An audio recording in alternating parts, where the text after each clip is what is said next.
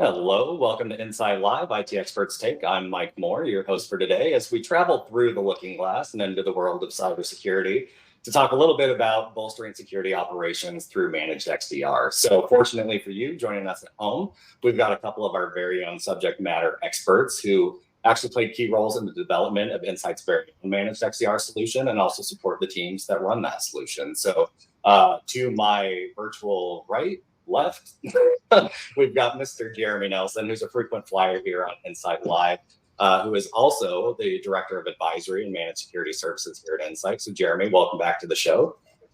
Thanks, Mike. Super excited to be here.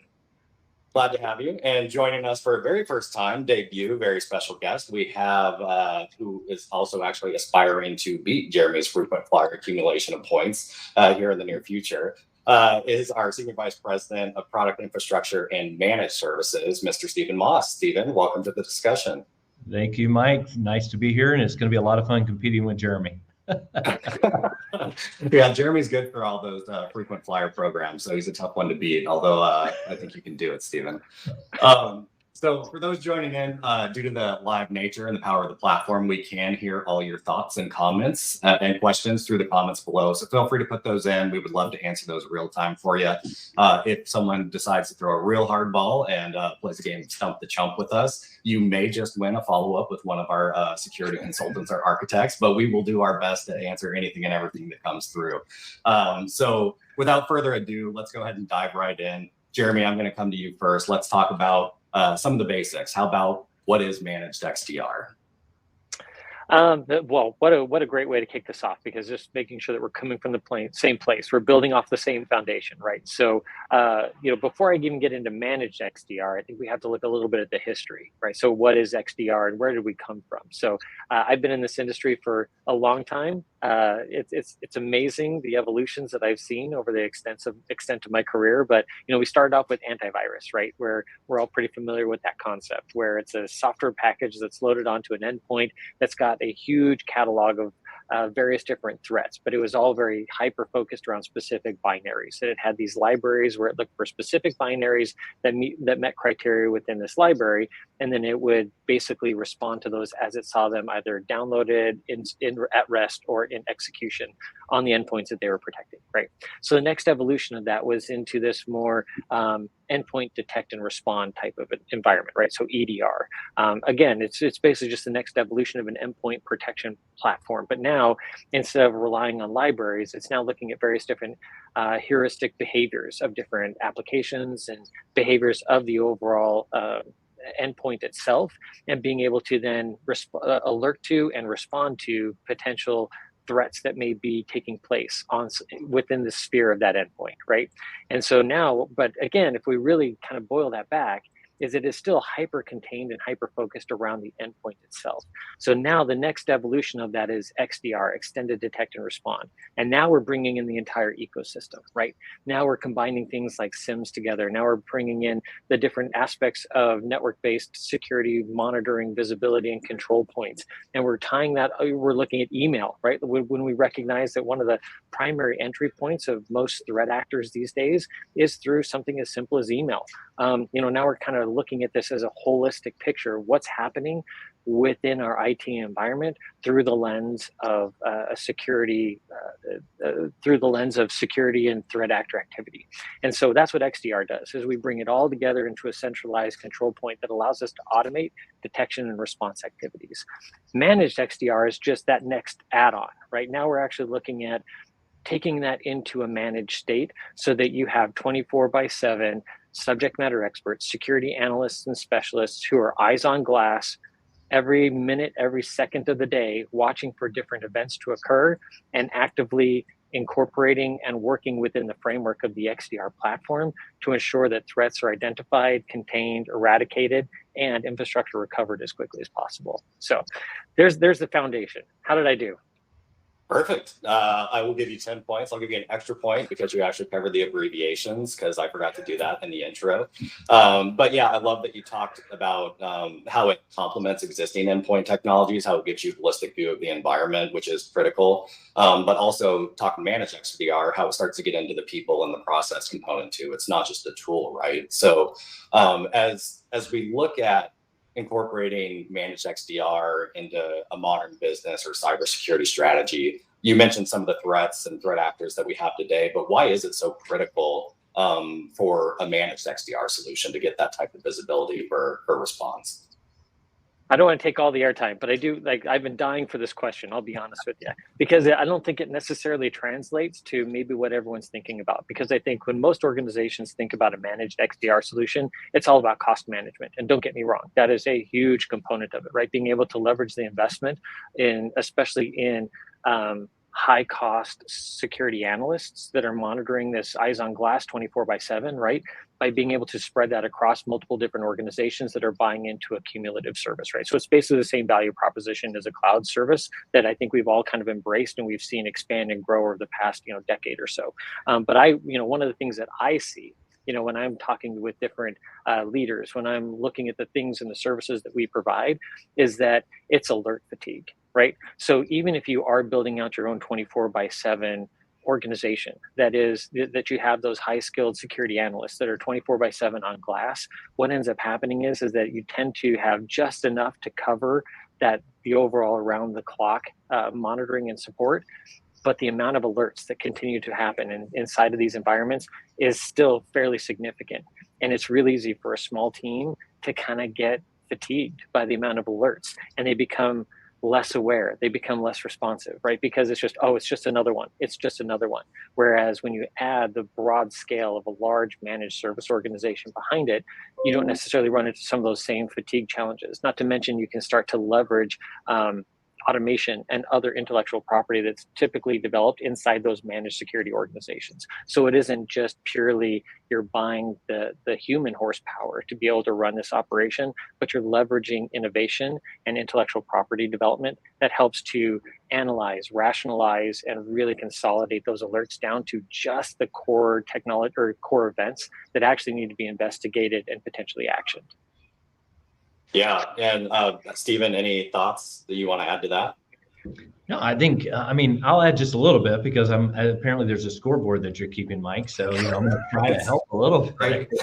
Right. Jeremy's accumulating. No, I think he touched on a really key point, though. When he talks about fatigue and alert fatigue and a team getting tired doing that. I think that's one of the biggest values of managed XDR is that there's a team, they're taking that responsibility on.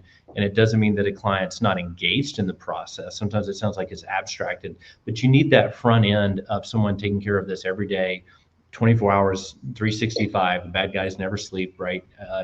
And the threats never go away. And that fatigue is something I think often organizations will start trying to take on that responsibility internally.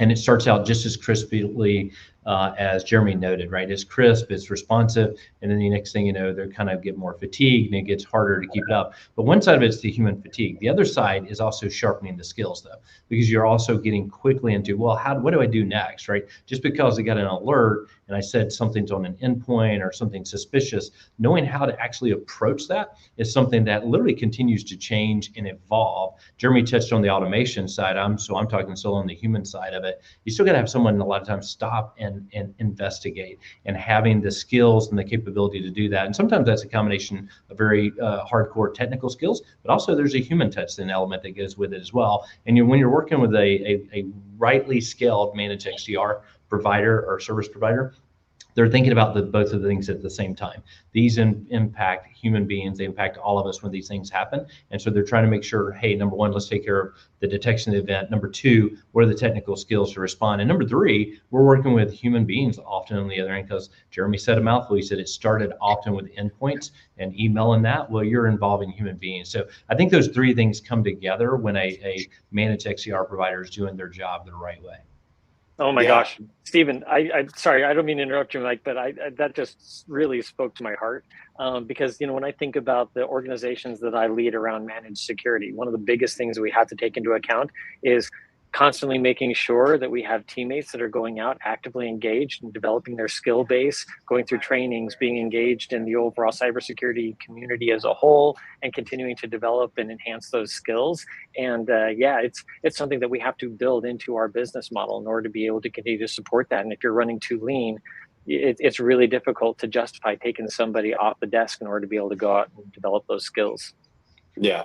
Yeah. And anecdotally, last night, my daughter had a future freshman night at her high school, and we were looking at all the extracurricular activities you could sign up for, some partnerships through supplemental learning, like WestNet programs like that. And they had IT security as one of them. And afterwards, she was asking, I really want to have a good job when I get to college and when I come out of college. I'm like, IT security. I mean, there's a huge lack, and I think it was Jessica or one of our folks who shared a poll on LinkedIn Live around just lack of skill sets in general around cybersecurity, implementing new technologies, being able to support these technologies in our environment. So it's not that we don't have the capable people within these organizations that can do it, but to your point, Jeremy, the alert fatigue and the sheer amount of things that they have to filter through from a day-to-day perspective to manage is really difficult. So the management, the supplemental piece of that help handle the day-to-day operations where we can focus on other things or remediation activities are absolutely key.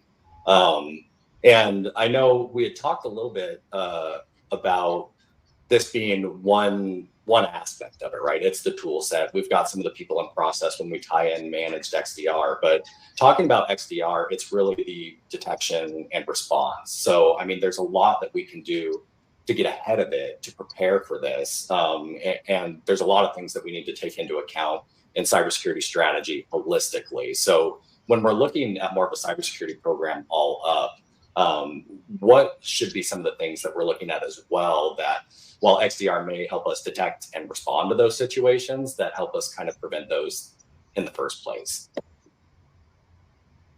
Jeremy, you want to take it? I mean, I'm dying to. You I know you can. I can face. read it. I can read it on your face. So go ahead, take it away, man. Yeah, so that's a big part of what we do is the response. And I think one of the areas where we see that organizations can prepare in advance, right? Because we don't want to think about incident response purely as the reactive component to that. There is just as much investment that needs to happen on the proactive side to help really limit the overall risk for, just to be very honest, right? Like if we can be really, really blunt, most organizations have stopped saying if we are the victim of some type of threat actor activity. It really becomes a when conversation. And so the job of IT security is on the proactive side is to do everything that we can to really try and limit that bubble and limit that risk footprint so that when that does occur, the amount of damage that can be done by a threat actor in a short period of time is really, really small. So it increases the time that we can respond. We can limit what they can get access to and what the overall spread of an attack or threat could be. How do we quickly identify it, contain it, eradicate it, and then really limit how much we have to recover, right? So if you kind of follow that whole chain. So when we come onto the proactive side, one of the biggest things that we've identified that most organizations have a gap on is just having an incident response plan. And not just having the plan, but practicing the plan. Because it's great if you sit down, you get a whole bunch of smart people in the room, you put together how you're going to respond to an event or an incident when it occurs.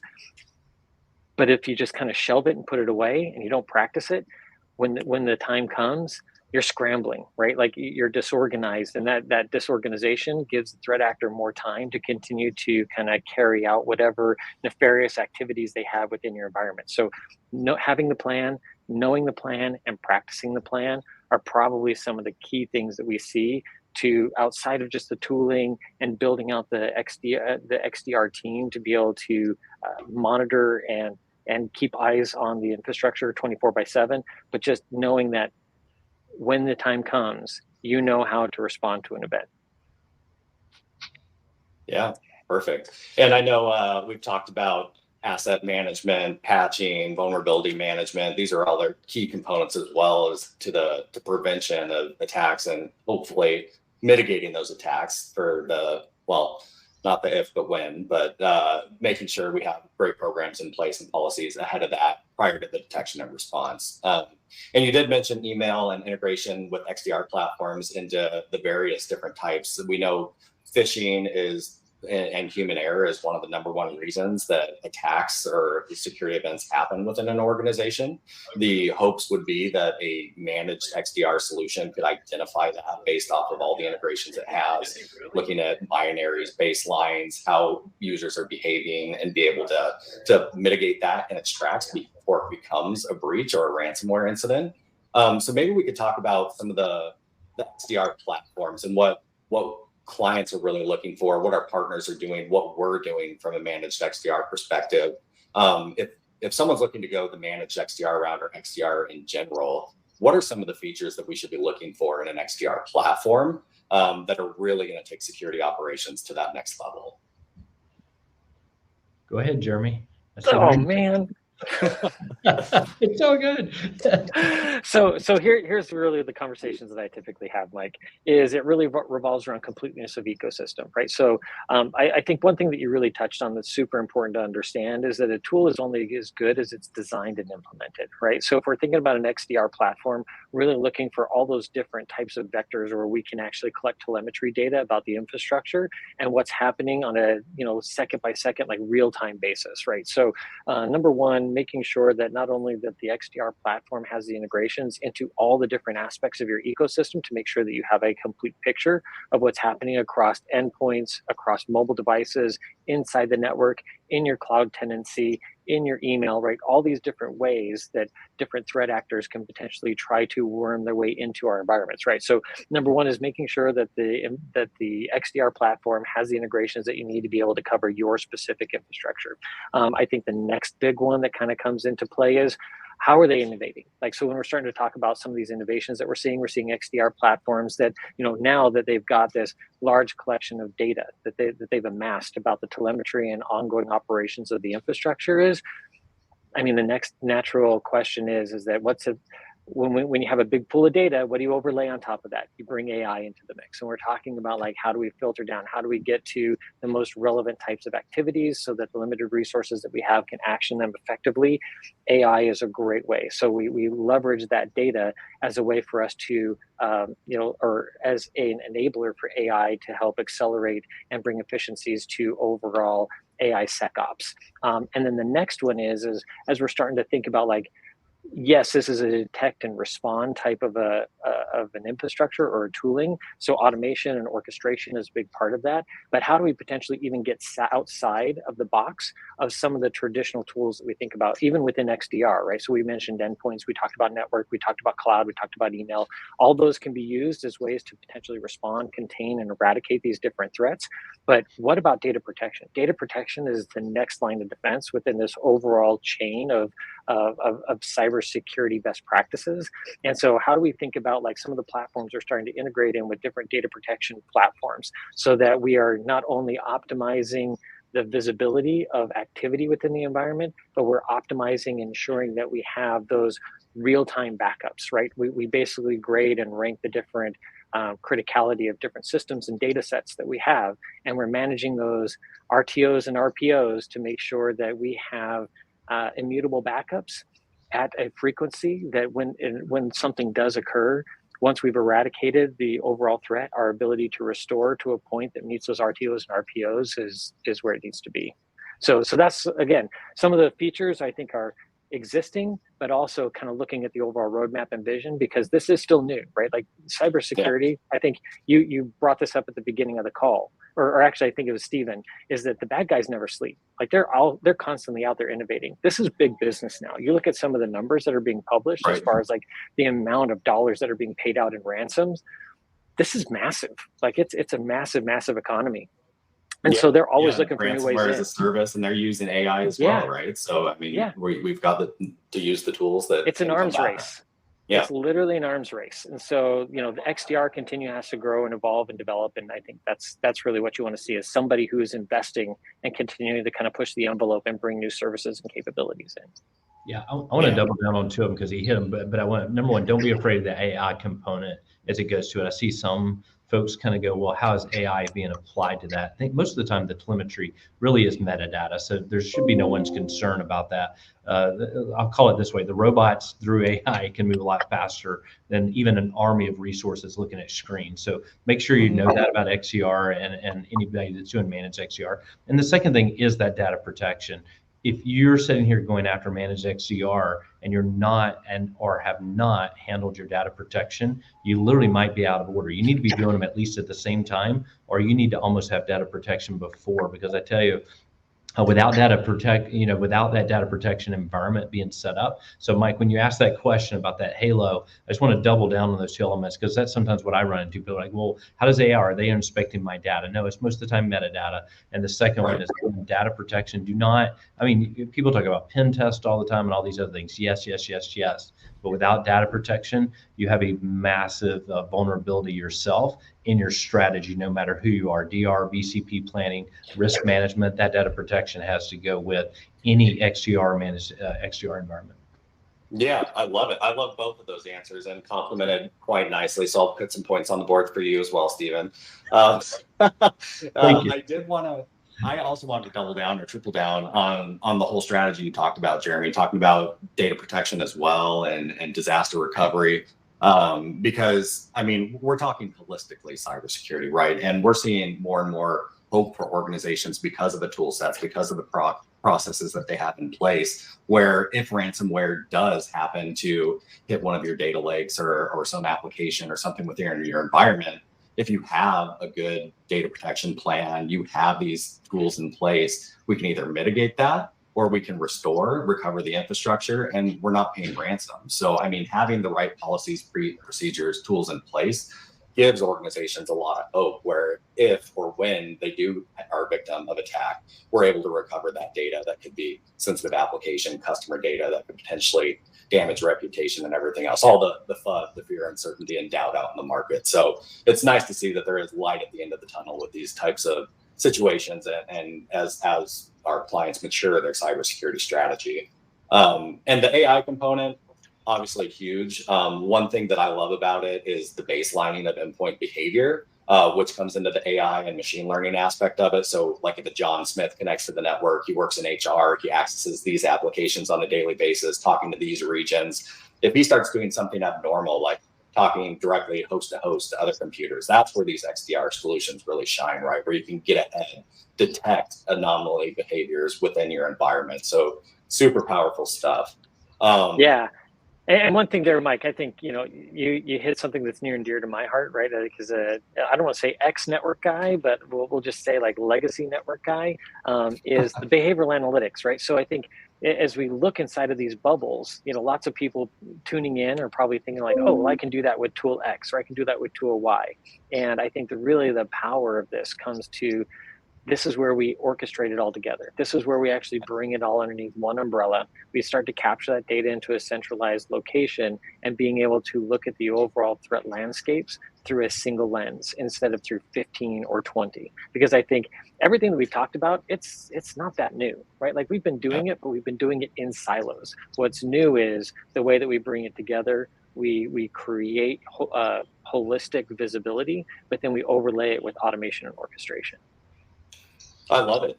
And I know we're coming towards the end too. So I want to have some final thoughts from both of you. So for the folks listening out there who are kicking the idea around of looking at an XDR solution, even going to a managed XDR solution, what are some things that are top of mind for you, Stephen? And then we'll round out with Jeremy that could potentially help them with decisions to go XDR or managed XDR. Yeah, I think Jeremy hit on this pretty well earlier, but I think I'll double back on it. It's not by itself, right? There's certainly the implementation of the XDR solution, all the different vectors of data that need to be flowed into it. But I see a lot of times people, Mike, make this what I call it the fundamental flaw, which is trying to get to perfection day one on any security solution. The time to do it is now. The perfection comes in release management approach, just getting better and better. And a managed XDR, managed services provider that does, security services, it doesn't matter who, they'll typically be able to get you on the journey and get it started. But so many times everybody's like, well, what are all the inputs I need to have in? Start with the ones that are the most common and then start adding to them, right? Don't wait for the perfect plan, because I assure you the threat actors are out there looking all the time under every corner and crook and nanny, as we'd say in the South, to try to find a way to get in the door. So start with the obvious things and then start growing it from there would be the first thing that I would say to do. And I don't want to double down on data protection, but I'll go to the third, the human element. Look at your team. Start thinking about the skills that you have. How do they really fit in an XDR environment or a managed XDR environment? Because I think you said the survey said very high percentage, the number one issue was they're worried about having the right people to know security. Maybe it is get a managed XDR take care of the 24/7, but then take your team and skill them up on additional skills that are needed, right? So the XDR provider has a lot of different skills there, but a lot of times that internal handling of risk mitigation, risk management, all the reporting aspects in the business, someone who understands the business and the technology platform and security are incredibly powerful. And sometimes that's best done inside the client environment itself. And I encourage people a lot of times, look from within, understand what you have, and then how to thread it well and thread it together with the managed providers on the market. Love it. Perfect. Jeremy? Man, that's a tough act to follow. Tough. It makes me think back on this whole conversation. And I feel like we needed some more input from Stephen. I feel like somebody may have sucked a little too much oxygen out of the air, or out of the room. But Managed XDR Part 2 coming in 2 weeks. I love it. There we go. So actually very, very similar in nature to kind of what Stephen just kind of highlighted is that at the end of the day, right, the way that a lot of the conversations that I have is that a lot of organizations recognize the need for cybersecurity, but at the end of the day, their core competency is their business, right? And when you think about like, where do you want to invest internally? Is it around building out an entire cybersecurity organization? Or do you want to partner with somebody who actually like, that's their day in and day out? Like they literally wake up every single day and their core business is cybersecurity detection, cybersecurity response, right? And so it really just comes down to specialization. By partnering with somebody who provides a managed XDR service, that's now something that gets to be removed to a certain extent from the plate of an already overtaxed IT organization within most of the clients that we support, and allowing them to get back into focusing on the business. How can they develop innovative IT solutions within the context of their business, looking at their business challenges and how do they address those, as opposed to constantly having to stay one step ahead of the bad guys. Let somebody where that's their core competency, that's all they think about, let them do that and go back to focusing on accelerating and growing your business. I love it. And with that, we will go ahead and wrap right there. Gentlemen, I think we could have talked for probably another 30 minutes, but like I said, maybe Managed XDR Part 2 coming in a time in the future here. But I really appreciate everybody joining in today. I hope you learned something new about XDR and Managed XDR. If you want to know more about Insight's Managed XDR solution, head over to insight.com to find out more. We'd love to continue the conversation. Jeremy, Stephen, thank you for joining. Thank you, Mike. Appreciate it. Cheers. Have a great day, guys. Yep, you too. Bye.